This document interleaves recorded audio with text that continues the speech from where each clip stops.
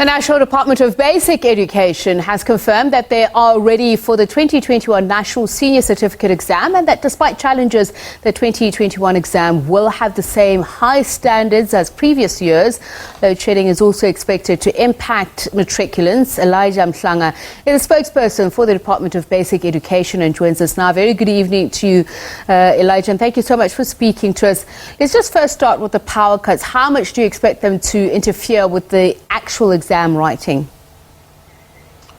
Good evening, Trepi. So we do not expect a huge impact in terms of the load shedding during the exams, because the two practical subjects that rely entirely on electricity to be written have already been written. And from tomorrow, it's just pen and paper and natural light. And we believe with that, we should be able to continue. The only concern, though, is in terms of the movement of people from home to the exam centers and them being late.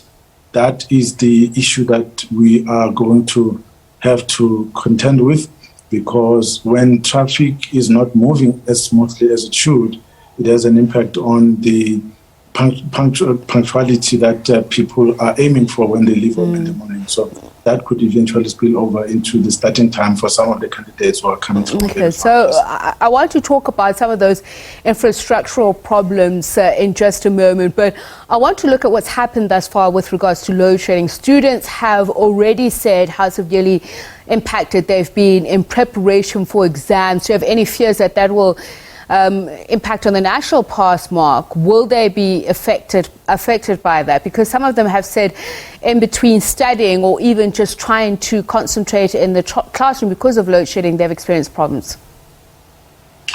Well, it does have an impact. We will never know the extent of that. The good thing is that ESCOM has announced when this is going to happen.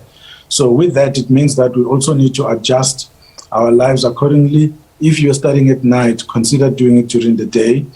Try use the time in school to your advantage, because you know that you won't have electricity in the evening because of the load shedding that is currently happening now. But in terms of curriculum coverage, we know that that was completed in August already. Since then, it's been revision all the way.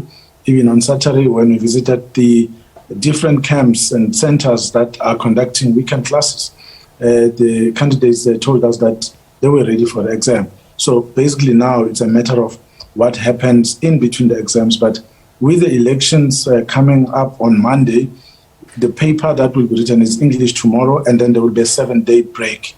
So we hope that they will use that break to their advantage as well in the context of the current load shedding that is taking place. And I mean, this is what I was raising earlier on about socioeconomic factors that are really not within the control of learners. There were schools that were vandalized, and especially during COVID-19, because they were empty. There are schools whose infrastructure is really not at its best. I mean, I hear you talk about natural sunlight and choosing when to study.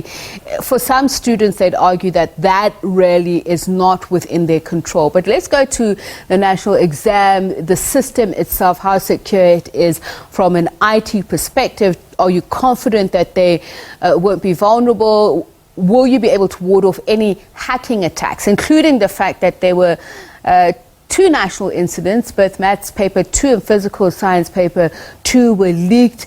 Are there security measures in place to prevent leaking? Well, there are things that are within our control, and there are things that are not in our control. Load shedding is not in our control. What we can control is the movement of the question papers from place to place. We need to make sure that it moves from a storage facility to a nodal point. From there, it goes to the different exam centers. That we make sure that it happens like clockwork all the time, so that you don't experience disruptions. What becomes an issue is when some individuals in the system decide to undermine the system, to undermine the examinations, believing that no one can see what they're doing.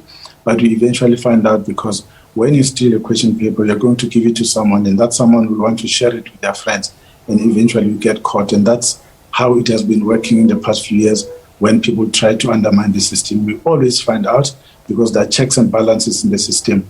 But we've impressed upon all our officials involved in the examination system to be honest and work with us and be trustworthy so that we don't go back to the incidents of 2020, which threatened the integrity and credibility of the examination. We want a clean, smooth examination which is going to give our candidates confidence that when they hold it in their hand and take it wherever, it should be a credible one that anyone or any institution can believe in. Let's just confirm the figures, the number of matriculants who are writing, the distribution points, including the invigilators. How many are we talking about in figures?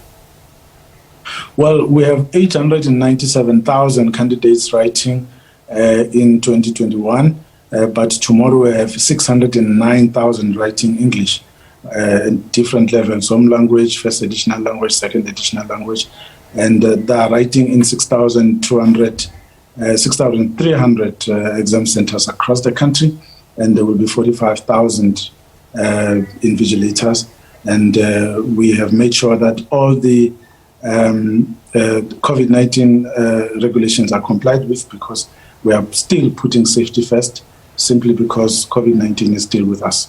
Well, thank you very much for your time. Elijah Mahlanga is the Department of Basic Education spokesperson.